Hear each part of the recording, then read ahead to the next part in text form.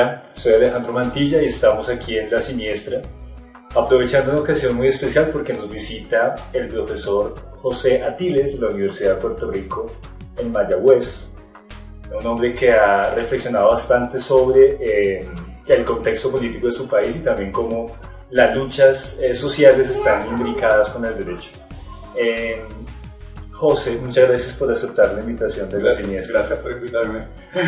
José, una pregunta para arrancar. Hace un año, precisamente cuando arrancamos con La Siniestra, publicamos un artículo donde hiciste una reflexión acerca de las consecuencias del huracán María en su paso por Puerto Rico. ¿Qué ha pasado en este año y cuál es la situación actual tras el paso del huracán? Aquella columna hace un año, ¿verdad? Se escribía en un periodo que no había luz y que no había ningún tipo de suministros en la isla. Esa situación ha cambiado, ciertamente el servicio de energía eléctrica lo ha recuperado la mayoría de la gente, aunque todavía hay personas que no tienen energía eléctrica a más de un año.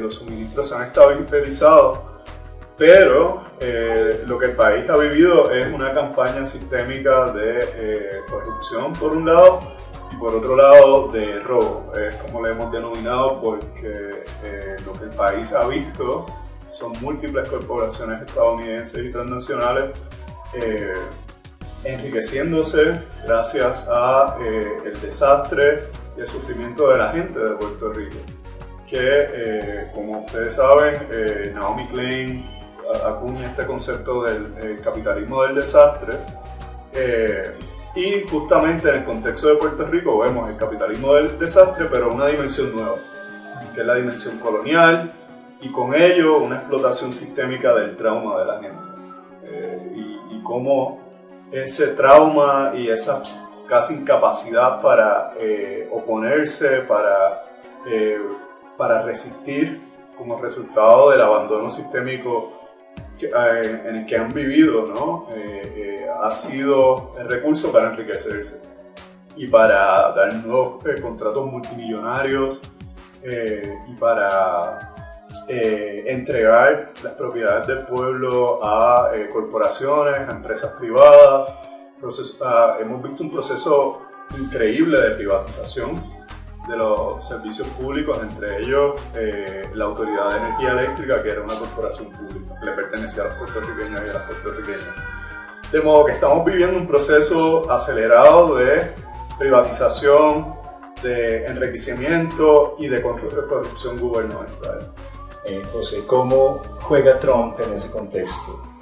¿Cuáles son las rupturas que implica la presidencia de Trump frente a la administración del imperio estadounidense frente a la isla?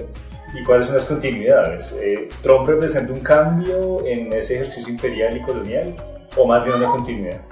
Es un tema complejo porque, como bien señala, Trump no representa en gran sentido un cambio en las políticas imperiales de los Estados Unidos.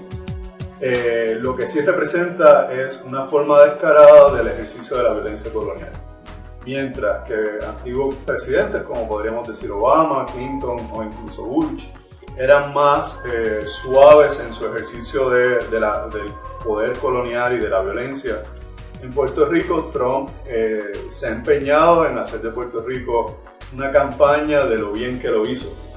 Pero todo el mundo sabe que lo hizo muy mal, que Estados Unidos lo hizo muy mal. Y que en cierta medida abandonó a la gente de Puerto Rico, a pesar de su responsabilidad en última instancia, siendo el poder colonial, tiene una responsabilidad tanto jurídica como más humanitaria, ¿no? Siendo que Estados Unidos tiene, en Puerto Rico hay unas leyes que impiden que barcos provenientes de otros países puedan entrar a Puerto Rico directamente, son la ley Jones. Y eso, incluso eso no se eliminó durante el huracán. Hay varios casos interesantes. Recientemente, hace como 2 semanas, Trump en Twitter escribió que Puerto Rico nunca sería Estado porque tiene malos políticos. Que en efecto tenemos malos políticos, pero Trump no es el ejemplo a seguir y no es el estándar de político que quisiéramos. De modo que Trump es la radicalización o la forma descarada de esa violencia colonial que Puerto Rico ha sufrido durante más de 120 años ya. Bien, ¿qué pasa tras el huracán con la respuesta popular frente a esta situación de saqueo, de capitalismo al desastre? ¿Hay algún tipo de respuesta o más bien hay pasividad? ¿Cómo se comportan los sectores populares en Puerto Rico en la actual coyuntura? Ha habido un proceso de resistencias populares y de articulación de una contrahegemonía. Hay un proceso comunitario y de ciertos colectivos que están haciendo una gran labor. Inició como un proceso de solidaridad entre vecinos que salieron a limpiar las calles el día después del huracán, vecinos que decidieron cocinar porque no había suficiente alimentos para todo el mundo y si lo hacías de forma aislada no te podrías alimentar. Y luego ciertas iniciativas comunitarias que han articulado campañas para establecer microredes de energía eléctrica, campañas comunitarias para la autogestión y la organización de las comunidades frente al saqueo. Siguen las campañas por la auditoría de la deuda en contra de la Junta de Control Fiscal que fue impuesta en el 2016 y que ha incrementado las políticas de austeridad después del huracán, cosa que ha incrementado la crisis humanitaria que enfrenta el país y la crisis económica. Es decir, hay múltiples resistencias, múltiples iniciativas, pero aún no se ha articulado un proyecto nacional de resistencia al poder colonial, al poder corporativo y a la violencia de la austeridad. ¿Cuál es el porvenir de esos esfuerzos comunitarios? Es decir, ¿podría esperarse algún trance de articulación como ha pasado en otros lugares? ¿O crees que la fragmentación va a ganarle la partida a esos esfuerzos comunitarios y populares? En este momento yo creo que hay que estar en parte esperanzados. Y como sociólogos no tendemos a ser, y filósofos no tendemos a tener muchas esperanzas. Pero yo creo que está surgiendo algo nuevo en el país que apunta a una articulación mayor de las resistencias que no necesariamente están solas enfocadas en el debate anticolonial, sino que muchas de estas respuestas son por la sobrevivencia y la supervivencia. De modo que hay grandes posibilidades de una articulación política de esas iniciativas comunitarias y política en el sentido más complejo de solo, ¿verdad?, las elecciones. Ahora, corren el peligro de sufrir la fragmentación, el individualismo, el personalismo que pasa en todas las luchas políticas, ¿no? No me atrevo a vaticinar qué va a pasar, pero estoy esperanzado con esas movilizaciones y su capacidad para articular un proyecto de país al margen tanto del colonialismo estadounidense como del capital corporativo, como igualmente un proyecto de futuro que nos podamos pensar con nosotros mismos. Bueno, para cerrar, ¿hay en este momento alguna presencia del debate anticolonial en la sociedad puertorriqueña o es algo que ha sido asfixiado por la misma administración anterior? El debate sigue presente, el debate es constante a diario. El problema fundamental que tenemos es que por años de represión y de violencia estatal o violencia del Estado, las opciones anticoloniales han sido debilitadas. De modo que es interesante que son los sectores que defienden la anexión los que llevan esa campaña anticolonial, pero que no es una campaña anticolonial, sino que lo que quieren es convertirse en el Estado 51 de Estados Unidos. Y ellos hablan de proyecto anticolonial.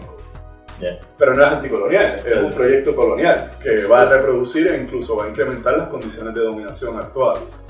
De modo que hay una presencia, los partidos independentistas y las organizaciones anticoloniales han participado activamente de estas iniciativas comunitarias.